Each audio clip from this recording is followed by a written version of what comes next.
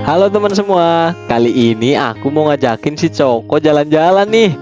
Sebenarnya bukan jalan-jalan sih, si Coko lagi nemenin aku kerja. Aku ajakin si Coko biar si Cokonya terbiasa sama dunia luar. Di sini si Cokonya kelihatan bingung teman-teman.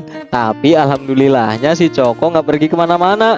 Dia tetap di dekat aku teman-teman. Walaupun kendaraannya terguncang-guncang, si Coko tetap tenang teman-teman. Maklum, ini di area proyek. Burung empritnya belum bisa aku bawa karena masih kecil. Jadi yang aku bawa kali ini cuma si Coko. Tips dari aku, kalau pengen burung kalian jinak, kalian harus bawa kemanapun kalian pergi teman-teman. Sampai ketemu di video berikutnya ya.